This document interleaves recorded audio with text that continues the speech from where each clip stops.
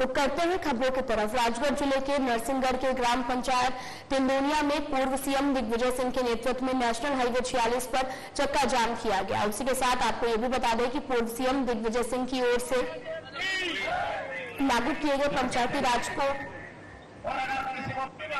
BJP सरकार में खत्म कर दिया गया है। उसी के विरोध में चक्का जाम भी किया गया। ड्रग मामले को लेकर पूर्व सीएम दिग्विजय सिंह ने उप मुख्यमंत्री जगदीश देवड़ा पर निशाना साधा। दूसरी ओर पूर्व सीएम दिग्विजय सिंह ने पंचायती राज लागू करने के लिए पत्र भी लिखा है। इस दौरान जिला कांग्रेस और शहर कांग्रेस के पदाधिकारी कार्यकर्ता शामिल हुए। सभी माननीय सरपंचों का जो संगठन है उसने 20 सूत्री मांग पत्र रखा है। मूल मांग यही है कि जो सरपंचों को मध्य प्रदेश शासन ने सन 94 से लेकर 2003 तक दिए थे वो उन्हें वापस दिए जाएं और राशि सीधे उनके खाते में जमा हो, जहां वो गांव में ग्राम सभा की बैठक करके चर्चा करके उसका निराकरण कर सके। इसी बात को लेकर ये आज पहले हमारा ग्राम सभा में भी सभा हुई थी और आज हमने 2 घंटे के लिए चक्का जाम किया है और ये लड़ाई हमारी निरंतर चलती रही। राजनीति नहीं है, वास्तविकता है। स्वयं वित्त मंत्री जी, उप मुख्यमंत्री जी जगदीश देवड़ा जी के चुनाव क्षेत्र में भारी मात्रा में जो एमडी ड्रग्स, एमडी कैप्सूल की ड्रग्स बन रही है वो खुलेआम बिक रही है और उसे वो रोक नहीं पा रहे हैं। ये अपने आप में भ्रष्टाचार का बहुत बड़ा एक माध्यम है और जो व्यक्ति अभी भोपाल की ड्रग फैक्ट्री के पे पकड़ा गया है वो उनका खासम खास रहा है जगदीश में। प्रदेश सरकार द्वारा ग्राम पंचायतों के अधिकार छीनने के आरोप और जन विरोधी नीतियों के विरोध में पूर्व सीएम दिग्विजय सिंह के आह्वान पर कांग्रेसियों ने आज बनगांव में चक्का जाम कर प्रदर्शन किया है। कांग्रेस नेता आलोक वर्धन सिंह हजारी के नेतृत्व में बड़ी संख्या में ग्रामीणों ने बनगांव में सड़क पर सांकेतिक और शांतिपूर्ण तरीके से प्रदर्शन किया है। चक्का जाम प्रदर्शन से हटा दमोह पन्ना स्टेट हाईवे पर कुछ देर के लिए यातायात बाधित रहा। प्रदर्शन की खबर के बाद में हटा थाना पुलिस और अधिकारी भी मौके पर पहुंचे और प्रदर्शन करने वाले लोगों से प्रदर्शन बंद करने की अपील की है। कांग्रेस द्वारा प्रदेश के राज्यपाल के नाम पर ज्ञापन हटा तहसीलदार प्रवीण त्रिपाठी को सौंपा गया, जिसमें ग्राम पंचायतों और सरपंचों के अधिकार बढ़ाने, पर्याप्त विकास कार्यों के लिए सरकार राशि प्रदान करे ताकि समुचित विकास हो। कांग्रेस नेता आलोक वर्धन सिंह हजारी ने बताया कि 2 अक्टूबर को पूर्व सीएम दिग्विजय सिंह के प्रदेश के मुख्यमंत्री को पत्र लिखकर ग्राम पंचायतों के अधिकारों को वापस देने की भी मांग की थी, जिसको लेकर आज ग्राम पंचायत बनगांव के ग्रामीणों द्वारा शांतिपूर्ण चक्का जाम कर प्रदर्शन किया गया है। हमारे प्रदेश के पूर्व मुख्यमंत्री माननीय दिग्विजय सिंह जी ने मुख्यमंत्री जी को एक पत्र लिखा जिसमें उन्होंने उल्लेख किया था कि जो ग्राम पंचायतों को अधिकार छीन लिए गए, हासिलें कम जा रही हैं, इस संबंध में हम लोगों ने ये चक्का जाम किया है और ये जो चक्का जाम हमारे नेता माननीय दिग्विजय सिंह के आह्वान पर किया गया है, जिसमें हम लोगों की मांग है कि जो पंचायतों के अधिकार छीने गए उनको अधिकारों को वापस दिए जाए और जो गांव में समस्याओं को विकास के लिए उनकी राशियों को बढ़ाया जाए ताकि गांव का विकास गांव में ही संभव हो। दतिया जिले के सेवड़ा में कल्चरल ट्यूनिंग के तहत शासकीय उत्कृष्ट उच्चतर माध्यमिक विद्यालय के छात्रों ने शासकीय उच्चतर माध्यमिक विद्यालय डिरौली पार्क का भ्रमण किया है, जिसके अंतर्गत वहां के शैक्षणिक स्टाफ से परिचय भी किया गया। इसके साथ ही प्रयोगशालाओं और विद्यालय का भ्रमण किया गया। वहां पर आयोजित क्रीड़ा गतिविधियों और साथ ही सांस्कृतिक कार्यक्रमों में सहभागिता के इस अवसर पर प्राचार्य BD सिंह के साथ में स्कूल के तमाम स्टाफ भी मौजूद रहे हैं।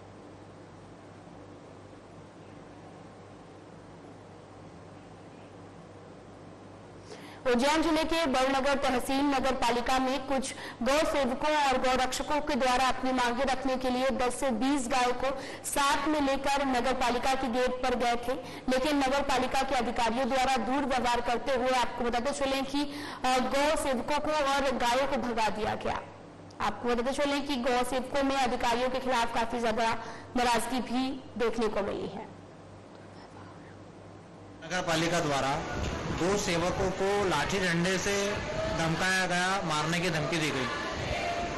गौ सेवक अपनी मांगे लेकर आए थे और जिस प्रकार से गौ सेवा का प्रकल्प अभी वर्तमान में चल रहा है और जो गौ सेवक थे वो एक मध्यम वर्गीय परिवार से थे और जितने भी अधिकारी आप डंडे और लाठी लेके आए हैं, आपके परिवार का बालक या आपका परिवार को तो व्यक्ति गौ सेवा नहीं करता। ये मल्लम पट्टी करना, बीमार दुखी गौमाता को इलाज कराना, घायल गायों का उपचार कराना या मध्यम वर्गीय जो गाय के आप डंडे उठाए ना आपने, यही लोग करते हैं। तो मैं नगर पालिका निवेदन करता हूँ नगर पालिका बढ़नेगर से कि इस प्रकार की हरकतें को अंजाम ना दे, नहीं तो भुगतना पड़ेगा, अंजाम बुरा होगा, है ना। जो भी गौ सेवक है, गौ सेवक हमारा भाई है।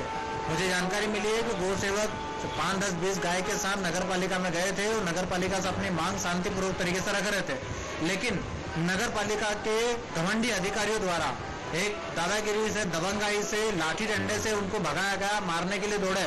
बीच में बीच बचाओ पार्षद भी आए हैं। ये मौखिक वीडियो बनी है आपकी दादा पहलवानी सब धरी के धरी जाएगी।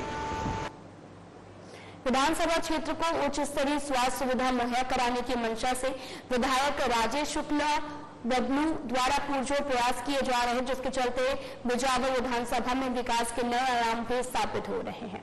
इसी क्रम में विधानसभा क्षेत्र के 2 गांव मामौन और धर्मपुरा में 1.5 करोड़ की लागत से नए उप स्वास्थ्य केंद्रों का निर्माण होने जा रहा है। मंगलवार को विधायक शुक्ला ने दोनों गांवों में उप स्वास्थ्य केंद्रों के निर्माण कार्य का भूमि पूजन किया।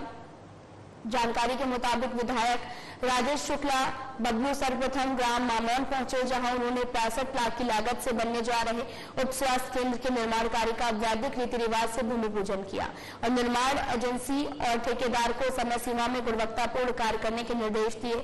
इसके साथ ही विधायक ने ग्रामीणों से मुलाकात कर उनका हालचाल जाना, सभी से दशहरे की शुभकामनाएं दी। मामौन के विधायक ग्राम धर्मपुरा पहुंचे, यहां पर 65 लाख की लागत से उप स्वास्थ्य केंद्र का निर्माण किया जाना है, जिसका भूमि पूजन विधायक द्वारा किया गया है।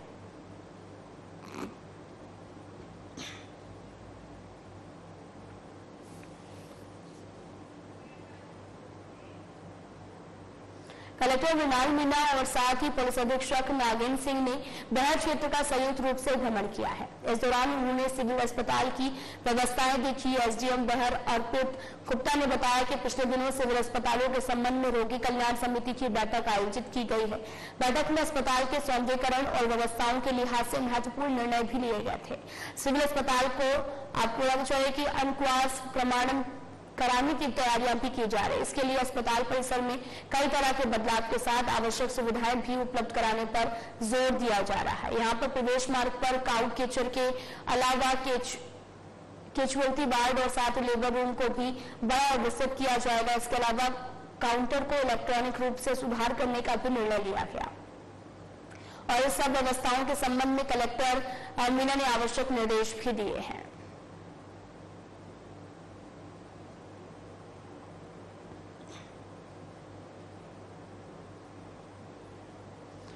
अध्यक्ष और पार्षद के बीच में चल रहा विवाद अब थमने का नाम नहीं ले रहा। खबर है आपको बताते चले कि 18 से 12 पार्षद सामूहिक रूप से इस्तीफा दे सकते हैं। ऐसे में आधे से अधिक पार्षदों के इस्तीफा देने से सारंगपुर नगर पालिका परिषद भंग हो सकती है। दरअसल बुधवार को मध्य प्रदेश सरकार के राज्य मंत्री गौतम सिंह टेटवाल ने सारंगपुर नगर के विकास के लिए नगर पालिका में पार्षदगण की बैठक आयोजित की थी, जिसमें नगर पालिका अध्यक्ष और पार्षदों ने राज्य मंत्री का फूलमाला डालकर स्वागत किया है। राज्य मंत्री ने अध्यक्ष और पार्षदों से सुझाव मांगे और कहा कि नगर में सौंदर्यीकरण विकास में कोई भी रुकावट नहीं आने दी जाएगी। नगर को साफ, स्वच्छ और सुंदर बनाने का प्रयास हम सबको मिलकर करना है। लेकिन खास बात यह भी है कि नगर पालिका अध्यक्ष के कार्यप्रणाली से नाराज 18 में से 12 पार्षद बैठक में नहीं पहुंचे। वहीं इनमें से एक प्रतिनिधि ने सोशल मीडिया पोस्ट पर आधे से भी अधिक पार्षदों के त्याग पत्र देने की बात कही है। आप सबके साथ देखा जाए चार था कि तो आम व्यक्ति को सरकार की योजना का जो नोटिफिकेशन चल रहा है उसका लाभ कैसे मिले, इसकी चिंता होना चाहिए। प्लान में आप सबसे होता है, आप सब अगर अपने काम में लगेंगे तो आप सब अगर उस लगेंगे तो मूल से आवास योजना हो गई, शौचालय हो गई। खबर बहर से है, जहां पर शेयर बाजार में ट्रेडिंग कराने और डीमैट अकाउंट खोलने के नाम पर की गई धोखाधड़ी का पुलिस ने खुलासा किया है। आपको बताते चले कि प्रार्थी उत्कर्ष कछवाहा ने 24 मई 2024 को थाने में पहुंचकर लिखित शिकायत भी दी थी। आदित्य मरावी नाम के युवक ने शेयर बाजार में ट्रेडिंग करने और डीमैट अकाउंट खोलने के नाम पर लाखों रुपए के गबन किया है, जिसके बाद में पुलिस लगातार आरोपियों की तलाश में जुटी हुई है। वहीं पुलिस ने कार्रवाई करते हुए आरोपियों को गिरफ्तार कर लिया है। फिलहाल पुलिस पूरे मामले की जांच में जुटी है।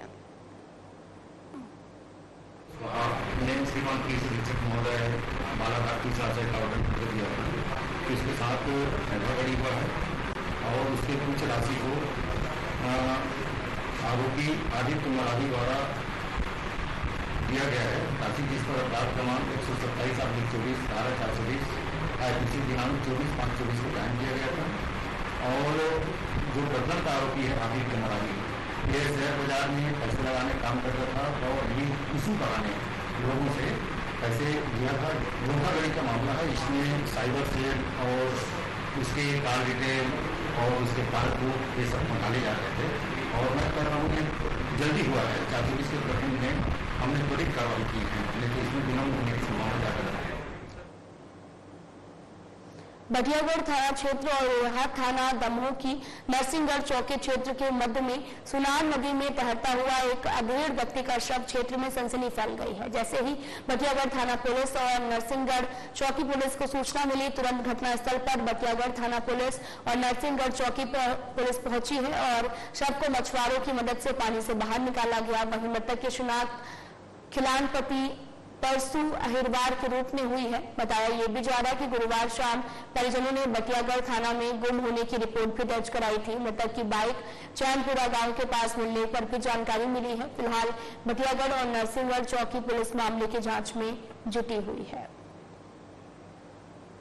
की रात को पापा घर से निकले थे और घर पे बोल गए थे कि हम कहीं जा रहे हैं गाना बजाना के लिए, इतना ही कह के निकले हैं। फिर क्या सब जगह देखा, रिपोर्ट लिखवाई गुमशुदा की, फिर कहीं नहीं मिली। फिर आज सुबह पता चला है तो गाड़ी इनकी मिली है चैनपुरा बस स्टैंड पे। अभी कहाँ देखा घर? अभी कहाँ देखा आपने? अभी पानी में देखा, नदी में। कौन सी नदी है? सुनार। क्या नाम है आपके पिताजी का? खिलाना हरवान।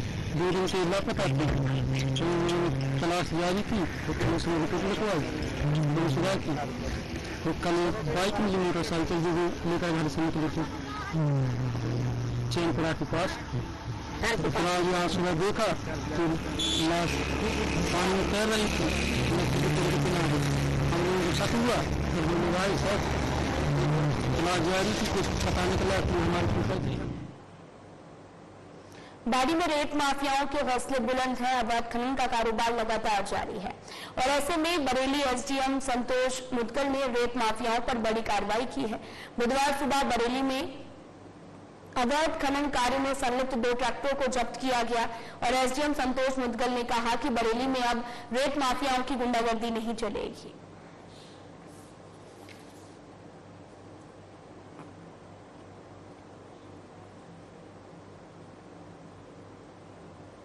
दमोह जिले के मकरौन थाना अंतर्गत फतेहपुर चौकी क्षेत्र के लिधौरा गांव में सोमवार की रात 2 पक्षों में विवाद और पथराव हो गया। फतेहपुर पुलिस चौकी ने फरियादी सचिंद्र पटेल की रिपोर्ट पर 13 नामजद लोगों पर बलवा और कई धाराओं के तहत में मामला दर्ज करवाया है और मंगलवार रात एडिशनल SP दमोह के नेतृत्व में मकरौन फतेहपुर सहित कई थानों की पुलिस ने गांव में पैदल मार्च निकालकर कानून व्यवस्था सुनिश्चित किया और पथरिया SDOP रघु केशरी ने के मामले की जानकारी देते हुए बताया कि दशहरा को दोनों पक्षों में विवाद के बाद मामला दर्ज किया गया था। 14 अक्टूबर को सचिन पटेल का रास्ता रोककर मारपीट जिससे दोबारा विवाद की स्थिति बनी और पथराव हुआ है। घटना की गंभीरता को देखते हुए पुलिस ने बलवा का केस भी दर्ज किया है। फिलहाल स्थिति सामान्य है।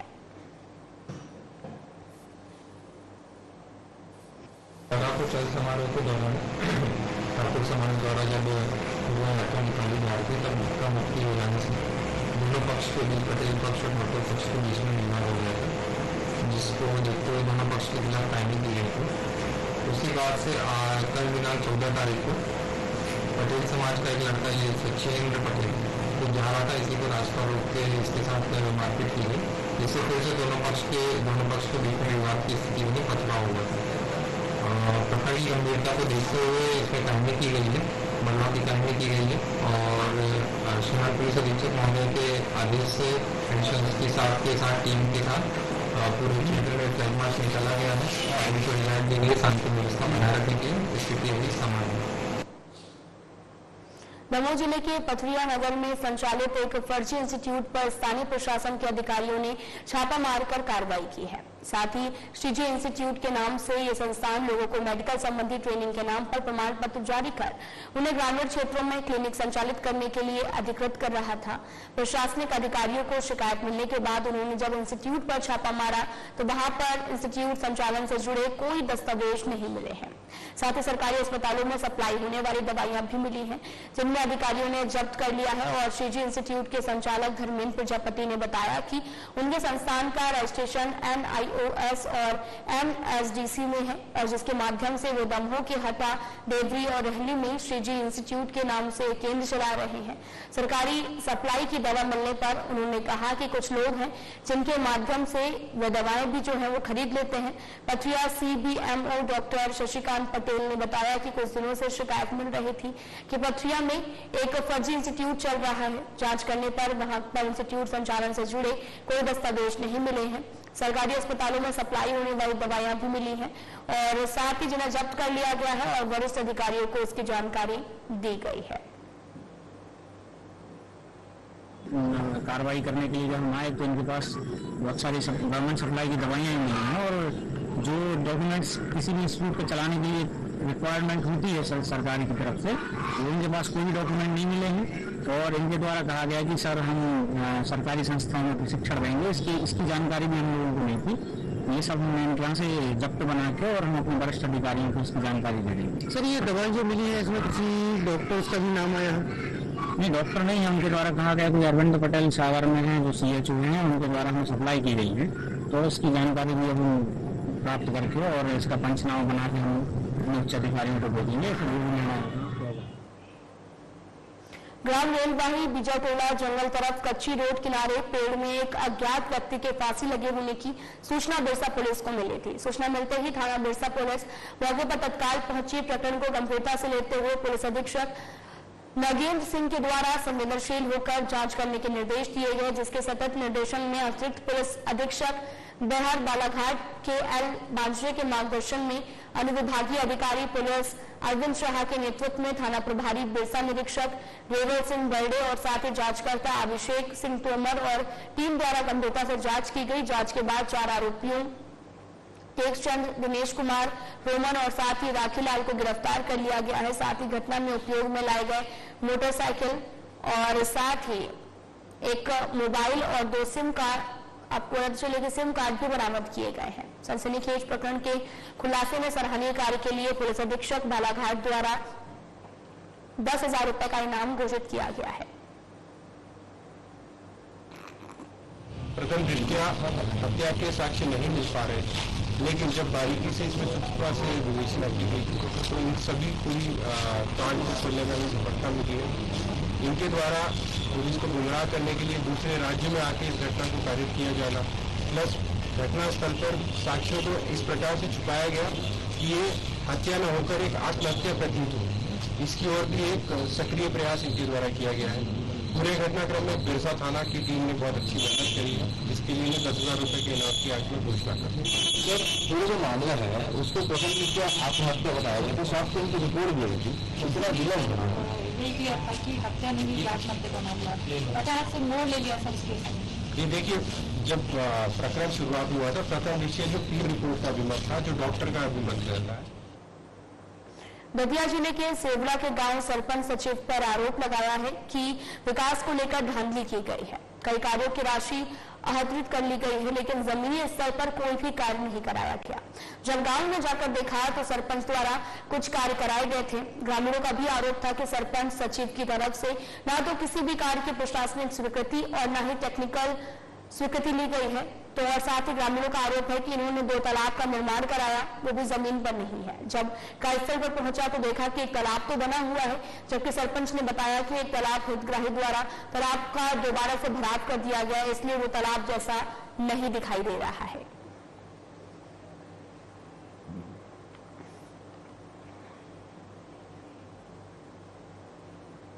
सिंगरौली के जिला अस्पताल ट्रॉमा सेंटर में आउटसोर्सिंग में काम करने वाले 36 कर्मियों को करीब 8 महीने से भुगतान नहीं होने के चलते स्वास्थ्य कर्मी हड़ताल पर है। हड़ताल कर रहे कर्मचारियों की मांग है कि वे कोविड टाइम में मरीजों की सेवा कर रहे, लेकिन 8 महीने से भुगतान नहीं हुआ है। पूरे मामले में सिविल सर्जन विपिन सिंह का भी कहना है कि रोगी कल्याण समिति में जितना बजट आ रहा है उतना पर्याप्त नहीं है, इसके चलते भुगतान करने में समस्या हो रही है। हालांकि जिला प्रशासन यदि चाहे तो DMF और CSR मत से भुगतान कर सकता है। हम लोग रोगी कल्याण समिति से 36 कर्मचारी कार्यरत हैं, जो पिछले कोरोना के समय से लगातार सेवाएं देते आ रहे हैं। जिस बीमारी को छूने से भी फैलती थी उसमें अनवरत हम लोगों ने सेवाएं दी है। लेकिन आज बोला जा रहा है हाँ कि आप लोगों का कोई ना तो लिखित आदेश है, आप लोग श्रमिक हो, और हम लोगों के पिछले 7 महीने से भुगतान लंबित है। जो कलेक्टर दर पर जो निर्धारित है वो भी नहीं दिया जा रहा है हम लोगों को, और ना तो कोई पिछले होली को आश्वासन दिया गया, होली के बाद से रक्षाबंधन को आश्वासन दिया गया, उसके बाद दशहरे को आश्वासन दिया गया। सिर्फ आश्वासन मिला। कलेक्टर को, सिविल सर्जन महोदय को, CMHO सर को, विधायक जी को, सबको सूचित किया जा चुका।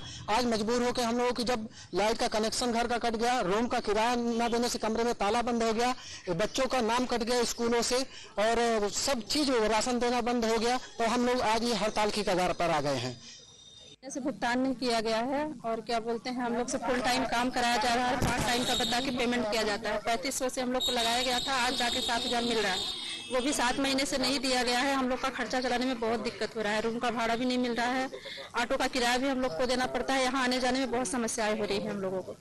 हम लोग का भुगतान टाइम से किया है, इसके लिए RPS के अंतर्गत जो हमने कर्मी रखे हुए हैं वो पिछले 5 महीने से भुगतान ना होने की वजह से हड़ताल पे हैं और भुगतान की डिमांड कर रहे हैं। क्यों भुगतान नहीं हो पा रहा है? हमारे यहाँ अस्पताल में जो RPS में आने वाला राशि है वो कम है। हमारे यहाँ आउटडोर से राशि आती है 1,10,000 के लगभग प्रति माह। आयुष्मान से हमारे यहाँ लगभग 2 से 2.5 लाख आयुष्मान से प्रति माह आती है, जो कि अभी पिछले फरवरी से नहीं आई। फरवरी, मार्च, अप्रैल, मई, जून, जुलाई, अगस्त, सितंबर, अक्टूबर, तो ये हमारे आयुष्मान की पेमेंट की स्थिति है। और हमारा जो RPS में कर्मचारियों का सैलरी में पेमेंट जाता है तो 3,60,000 रुपये प्रति माह है। तो जब तक हमारे पास आयुष्मान से पैसा नहीं आ जाएगा या किसी भी अन्य मद से शासन द्वारा प्राप्त नहीं होगा, उस 1,10,000 के मद से भुगतान नहीं किया जा सकता। इसके संबंध में सर आपने कहीं लिखा? हाँ, हमने इसके संबंध में कलेक्टर महोदय को 2 से 3 बार तक लिखा है कि हमारे कर्मचारियों के जो हमारे यहाँ कार्य कर रहे हैं दैनिक वेतन, दैनिक मजदूरी पर, इनका भुगतान कराए जाने की कृपा की जाए, क्योंकि इनका 5 महीना है और किसी भी आदमी का 5 महीने भुगतान ना होना तकलीफ दे। इसलिए जिला अस्पताल ट्रॉमा सेंटर में काम करने वाले आउटसोर्सिंग के वर्कर, चाहे वो वार्ड बॉय हो, वार्ड आया हो, तमाम सफाई कर्मी हो और अन्य स्टाफ हो, उन्हें बाहर का रास्ता दिखाने की तैयारी की जा रही है। इससे पहले उनकी मांग है कि करीब 8 महीने से उन्हें वेतन नहीं मिला है, जिसके चलते वे आज अनिश्चितकालीन हड़ताल पर हैं। लेकिन इधर सिविल सर्जन का कहना है कि भुगतान जल्द से जल्द कराया जाएगा, लेकिन एक और आदेश में सबकी हड़कंप मच जाएगी कि इनका जो है बाहर का रास्ता निकालना दिखाया जा रहा है, क्योंकि ये लोग वो वर्कर हैं जो लगातार कोविड के विपरीत परिस्थितियों में भी काम करके लोगों की जान बचाने का काम किए हैं। अब देखना यह होगा कि सरकार और जिला प्रशासन इनके पक्ष में क्या कुछ फैसला करता है। अतुल दुबे, साधना प्लस न्यूज, सिंगरौली। फिलहाल में इतना ही। नमस्कार।